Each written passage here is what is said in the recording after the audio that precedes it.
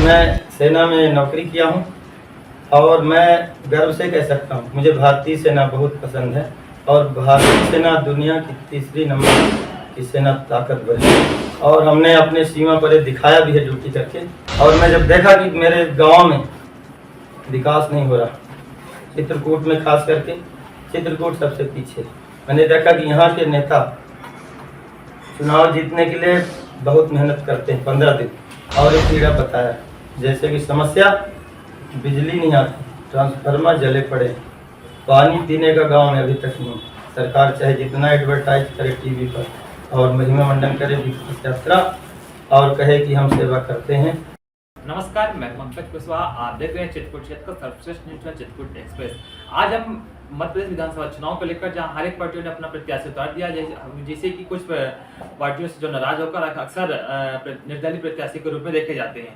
इसी तरह हमारे चित्रकूट विधानसभा क्षेत्र से आम आदमी पार्टी के नेता थे, लेकिन आम आदमी पार्टी किसी कारणवश कुछ जगह विधानसभा में चुनाव नहीं लड़ा, जिसके कारण से हमारे साथ शख्स जो हैं ये निर्दलीय प्रत्याशी के रूप में चित्रकूट विधानसभा में देखे जा रहे हैं। देखिए, हालांकि ये रिटायर्ड मेजर से हैं, आर्मी में मेजर के पद में थे। अब इनसे हम पहले ये भी जानेंगे क्योंकि रिटायर्ड आर्मी से हैं तो इनके वहाँ का क्या कैसा काम करने की प्रक्रिया होती है, क्योंकि एक आर्मी का नाम सुनते ही अक्सर ये दिलचस्प होता है क्योंकि एक अपन देश के रक्षा करने का मुख्य जगह से होते हैं कि इसलिए अपन लोग कुछ ज़्यादा ही चॉइस होती है लोगों की। जैसा कि आपका सबसे पहले आपको चित्रकूट एक्सप्रेस में आपको बहुत बहुत धन्यवाद बातचीत करने के लिए। जैसे कि अब आप आर्मी से रिटायर्ड हैं, वहाँ के बारे में क्या आपके जिससे अनुभव रहा वहाँ का, और फिर आप राजनीति में भी अपने कदम रख लिया है, राजनीति का क्या कैसा आपका अनुभव है?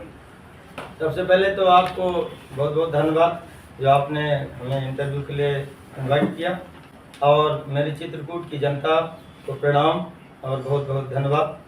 आपने 2-3 सवाल एक साथ पूछा है, मैं बता देना चाहता हूँ कि मैं सेना में नौकरी किया हूँ और मैं गर्व से कह सकता हूँ मुझे भारतीय सेना बहुत पसंद है और भारतीय सेना दुनिया की तीसरी नंबर की सेना ताकतवर है और हमने अपने सीमा पर दिखाया भी है ड्यूटी करके, और हमारे सैनिक लगे भी हैं। मैं रिटायर हो चुका हूँ और मैं जब देखा कि मेरे गांव में विकास नहीं हो रहा, चित्रकूट में खास करके चित्रकूट सबसे पीछे, मैंने देखा कि यहाँ के नेता चुनाव जीतने के लिए बहुत मेहनत करते हैं 15 दिन, लेकिन चुनाव जीतने के बाद दर्शन नहीं देते हैं।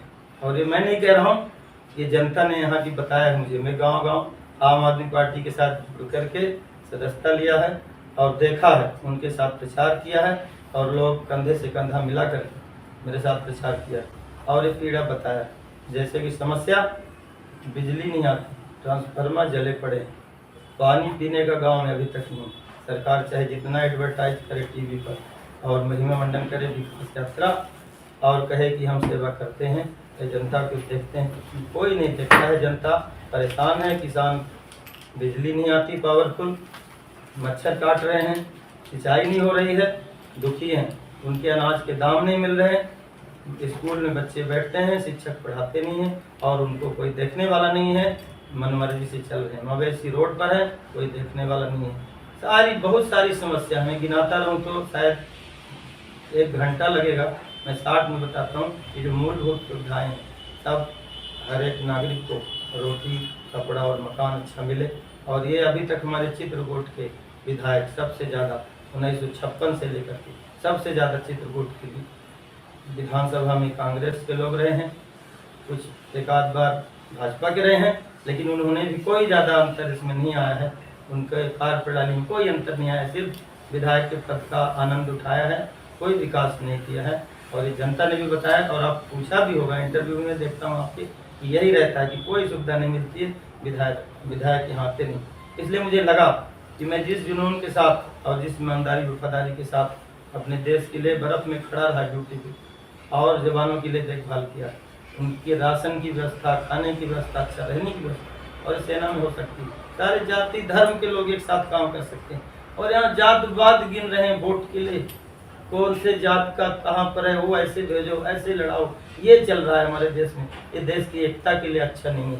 ये देश की एकता के लिए सारे जात धर्म के लोग एक इस पे रहना पड़ेगा। जैसे हमारे शरीर में ब्रह्मा जी के इसमें चारों हैं, तो वैसे ही हम एक ही हैं सारे, तो वो सम्मान दिखना चाहिए, बातों में दिखता है, बातों में सिर्फ दिखता है, और आज वो भेद अभी तक मिटा नहीं है। तो हमें जैसे सेना में सबको लेकर के एक हाउस में खाना खाते हैं, वैसे जब यहाँ हो जाएगा तब हमारा भारत देश और हमारा चित्रकूट, जो राम जी ने एक उदाहरण रखा, चित्रकूट धाम आदर्श रखा है सारे जात धर्म के लोगों को लेकर के, और लड़ाई लड़ा है।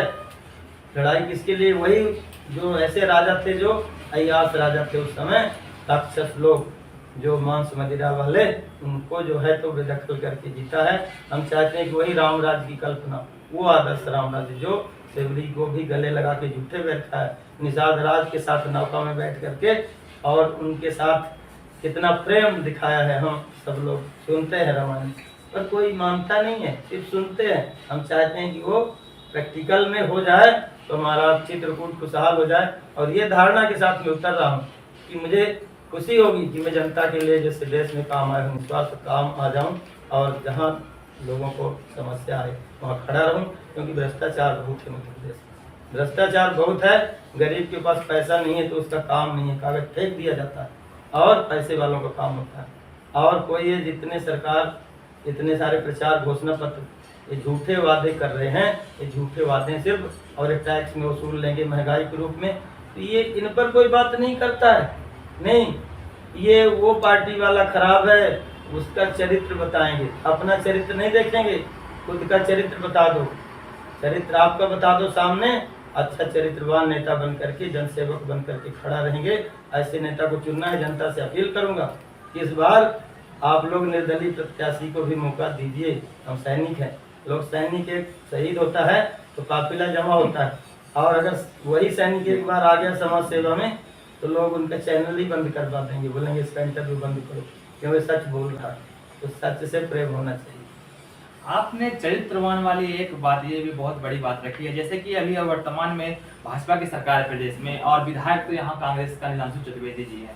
तो चरित्रवान जैसे अगर बात को अगर देखा जाए तो जैसे भाजपा सरकार भी काफी वाहवाही लूट रही है अपनी योजनाओं को लेकर, खासकर अभी हाल ही में लाडली बहना योजना को लेकर। जैसे आपने देखा होगा कि तमाम मध्य प्रदेश भर में, सिर्फ विधानसभा सहित कि तमाम महिलाओं को लाडली बहना आवास, लाडली बहना जोड़कर उनको हर महीने में पैसा देने का काम किया। उसी तरह कांग्रेस सरकार ने भी अपना वचन पत्र टाइम में दिया है, और उसके लेकर कई भी कांग्रेस कार्यकर्ता भी तमाम जाके ग्रामीण में पत्र भरवाए हैं जाकर। तो उसमें से कि इसका जो लगा रहा, पहले 1000, फिर 1200, फिर 1500, 3000 कैसे आदत दोनों पार्टियों ने मिलाकर 3000 तक का बात रखी। जैसे इसको लेकर आप क्या मानते हैं कि यही अगर क्या ऐसा काम करने से, लाडली बहना योजना चलाने से क्या चरित्रवान साबित हो रहे हैं, और क्या विकास के लिए काफी है?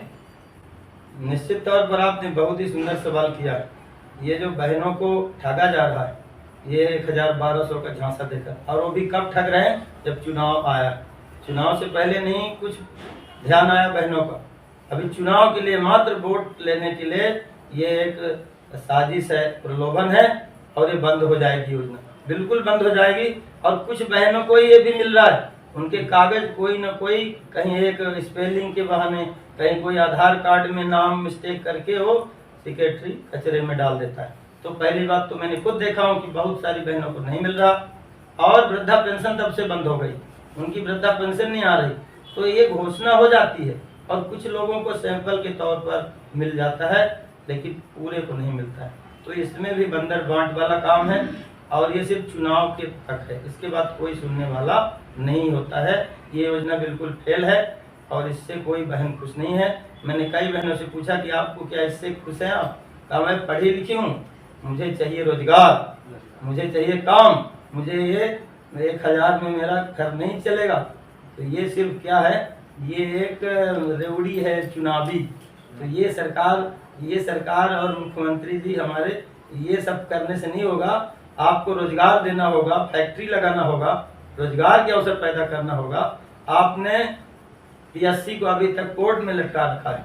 आपको अगर कोई पेशाब कांड हो गया तो तुरंत आप घर गिरवा देते हो, और बाकी मुद्दे को कोर्ट में लटका देते हो, और कोर्ट में कब तक लटकेगा कोई गारंटी नहीं है।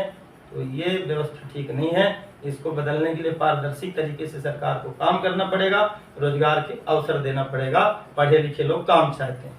जिसे आपने कहा चुनावी रेवड़ी की, जिसे बात नहीं गई चुनावी रेवड़ी की अगर बात करें तो जैसे कि वर्तमान विधायक जो अपने यहाँ कांग्रेस से है नीलांशु चतुर्वेदी, वो विकास के नाम पर वो सिर्फ डालडा शक्कर को ही विकास में मानते हैं, ज्यादा वो नल दे देना, हैंडपंप दे देना ही वो विकास मानते हैं। तो क्या चित्रकूट क्षेत्र के लिए डालडा शक्कर और हैंडपंप देना ही विकास है क्या? आप क्या इसको किस मायने से देखते हैं? ये मैं आप बहुत अच्छा सवाल पूछा है।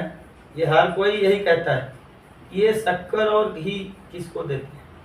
जो वहाँ जाता है, यहाँ से 70 किलोमीटर दूर जा करके, उसको किराया लगा करके वहाँ लेने जाता है, और उसके बावजूद भी वो घी आजकल डालडा कोई खाने से खुश नहीं है, और शक्कर से, और ना ये कोई सरकारी फंड का ये सदुपयोग है। ये एक मतलब मैं क्या कहूँ इसको, ये सरकारी फंड का दुरुपयोग है। मात्र रोजगार चाहिए लोगों को, ताकि डालडा और शक्कर देने की जरूरत ही न पड़े, वो खुद कमा सके और खुद आत्मनिर्भर हो सके और अपना परिवार कमाई से पाल सके। बस उसको रोजगार चाहिए, रोजगार गारंटी में काम ठीक चाहिए।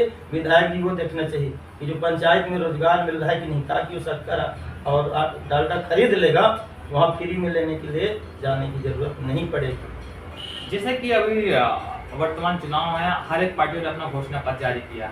आप भी मुख्य रूप से जो आपके 5 घोषणा पत्र में जो बिंदु होंगे, कौन कौन से घोषणा पत्र हैं जो क्षेत्र के विकास को लेकर वो काफी समर्पण होंगे? ये जो घोषणा पत्र है, मेरी उम्र हो गई है 53 साल चल रही, और मैं भी चुनाव देखता हूँ, चुनाव में वोटिंग भी किया हूँ।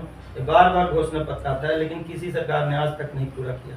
मैं घोषणा पत्र कोई जारी नहीं कर रहा हूँ। मुझे मालूम है कि जो सरकार जो काम होना चाहिए, जो जरूरतें हैं, वो सबको पता है। मुझे पता है कि पहले शिक्षा चाहिए, इसके बाद स्वास्थ्य अच्छा चाहिए, मेडिसिन अच्छी चाहिए, हॉस्पिटल अच्छे चाहिए, रोड अच्छी चाहिए, घर घर पानी पहुंचना चाहिए।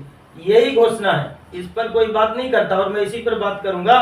और न्याय व्यवस्था चाहिए, जो अगर किसी की समस्या आई तो पुलिस स्टेशन में ऐसा भी देखा है मैंने कि जिसका मतलब गवाही नहीं है, तो वो गवाही के अभाव में सही आदमी भी वो मुकदमा लग जाता है। तो मैं चाहता हूँ कि ऐसी न्याय व्यवस्था हो कि मतलब पुलिस व्यवस्था न्याय करे, हमारी जुडिशियल ठीक काम करे, जो सच का पता लगा करके सही जांच करके और सही को सही और गलत को गलत करने की क्षमता वाला ऐसे न्याय व्यवस्था चाहिए। मैं ये चाहता हूँ कि ऐसा प्रतिनिधि जो खुद उसमें संज्ञान ले और किसी के साथ गलत ना हो। उसकी इसलिए बांटा हुआ है, विधानसभा क्षेत्र बांटा है कि वहाँ का जो प्रतिनिधि है, ये सिर्फ बैठने के लिए नहीं है, जीतने के बाद सिर्फ बड़ी बड़ी गाड़ियों में घूमने के लिए नहीं है।